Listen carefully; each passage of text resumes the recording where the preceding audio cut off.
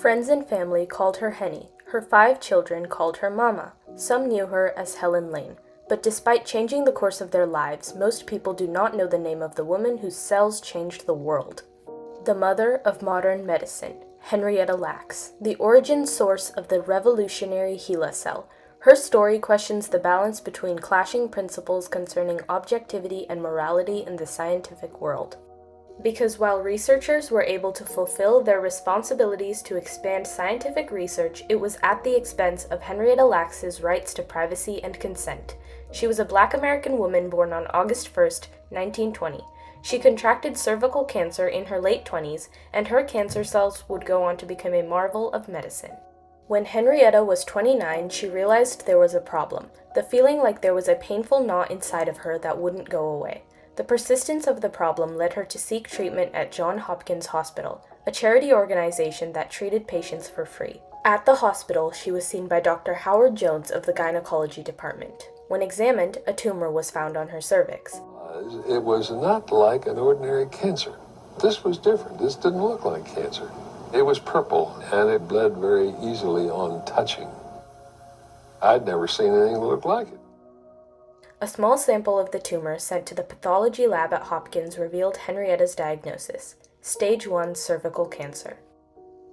On February 5, 1951, Henrietta got the call informing her that she had malignant cervical cancer. She went the next day to Johns Hopkins with her husband, David Lacks, and signed operation permits at the admissions desk that gave doctors express permission to perform any procedures they deemed necessary to help rid her of cancer. She was never informed that her cancer cells would be taken for anything other than the procedures to kill her cancer. Then, when she was unconscious and the operation began, her cells were taken, a small sliver of tissue from her tumor. It was sent to the tissue culture department at Hopkins and labeled HeLa, for the first 2 letters of Henrietta's first and last name. She was not the only woman who went to Hopkins and had her cells taken and rights violated. Every woman who had gone for cervical cancer treatment underwent the same process.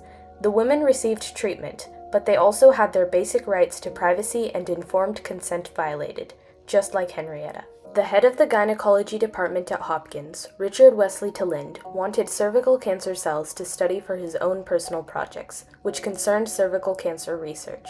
One of his colleagues, George Guy, the head of the tissue culture department at Hopkins, and his wife, Margaret Guy, were working to try and create an immortal cancerous cell line that grew continually outside the body, believing it would help in forwarding the path to cure cancer. When Talind discovered, they struck a deal. Talind would supply cervical cancer cells to the Guys, and they would try to keep the cells alive. And with that small sliver of Henrietta's tumor, they finally succeeded. The HeLa cell line was born. HeLa cells were revolutionary. Their similarity to ordinary human cells made them the perfect test subjects for scientific research, and were cultivated in factories and sold throughout the world to do so. They were used to develop a variety of groundbreaking discoveries, including the polio vaccine, the study of how viruses spread and grew, cancer research, gene mapping and human genome studies, the understanding of different cell processes and gene modification, IVF, human cell reaction to radiation, and even the recent COVID-19 vaccine. Despite all these breakthroughs being made using Henrietta's cells, she never received credit, and her family was unaware that her cells were being used until 1973, when a researcher reached out to them needing blood samples. I said, "You're working on her cells?" And he said, "Yeah." He said, "Her cells are still alive." And I just, you know how I was just truly amazed. And he said he'd been working on it for years. And it took us by surprise. We never knew this. And there's another thing that got me upset with him, is there anything else I don't know? They had never heard of HeLa cells, and could never have known they came from Henrietta if they had somehow learned about them. After making the breakthrough, George Guy chose to keep Henrietta's name secret, even attempting to disguise her identity with the pseudonym Helen Lane, and virtually erase her connection to HeLa cells for over a decade. Henrietta passed away on October 4, 1951. Every time she had gone to get treatment for her cancer before her death, more of her tumor cells had been harvested without her consent to use for research.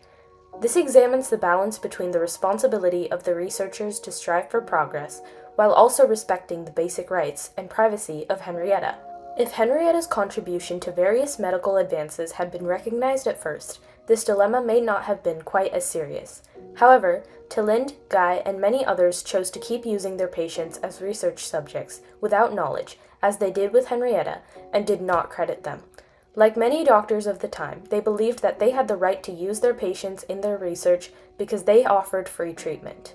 Their actions indicate a failure of the government's responsibility to protect its citizens' basic rights. Laws should have been passed to prevent something like this from happening, but they weren't until multiple accounts of unethical medical practice, including Henrietta Lacks's story and the American government's realization that there was a serious lack of structure in medical laws, led to the establishment of firmer rules.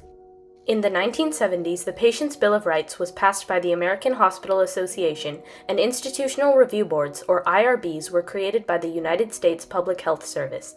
The year 1996 also led to the passing of the Health Insurance Portability and Accountability Act. The Patient's Bill of Rights works to provide better healthcare and regulations in the hospital environment and provide firmer legal boundaries to the acts doctors may perform on their patients. IRBs provide protection for human research participants by reviewing the ethical acceptability of the research taking place, and only allow research to work under a participant's consent. The Health Insurance Portability and Accountability Act was established to help protect the privacy of patients by not allowing the disclosure of sensitive health information without a patient's consent. While no laws were in place during Henrietta Lacks's time that prevented doctors from taking her cells without consent, the actions of her doctors and other similar occurrences led to the American state recognizing its responsibility to protect its patients' rights and create laws to ensure more stability and moral structure in scientific areas.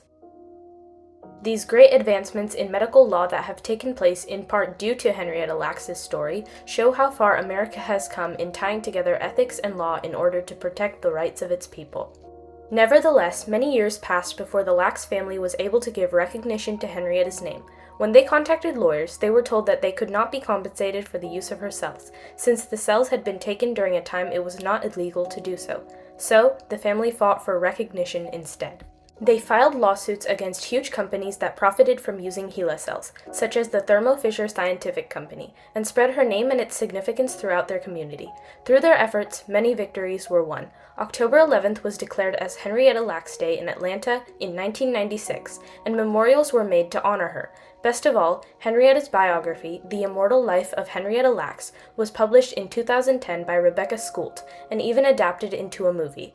The novel became a bestseller and was truly the push to finally recognize Henrietta's name. Today, the truth is clear. HeLa cells were wrongly taken without any form of consent, despite those who took the cells having ample opportunity to give some sort of insight as to what they were going to do.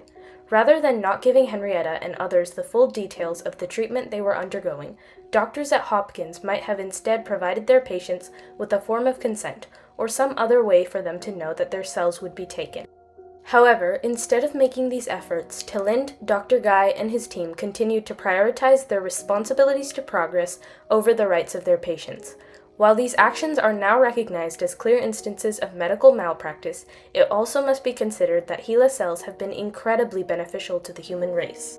If they had never been taken and cultivated, many scientific breakthroughs may not have occurred at the urgent time, and the lack thereof would have had devastating impacts on human society.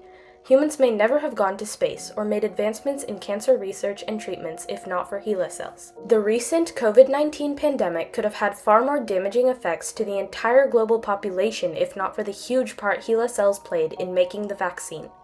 HeLa cells are a marvel of the scientific world and should be celebrated as such. Nonetheless, it is still imperative to consider the dark truth behind their obtainment, but also the necessity that spurred researchers to strive for progress and obtain them at all costs. HeLa cells continue to benefit humans today, and forever will. They are still used widely in science and medicine and continue to help further progress in these industries. For these victories, Henrietta Lacks should be recognized as the woman whose cells created the opportunity of life for others. We as people can continue to take steps and measures to ensure that she is not forgotten and that we can learn from our mistakes of the past, so that both her cells and her memory may become immortal.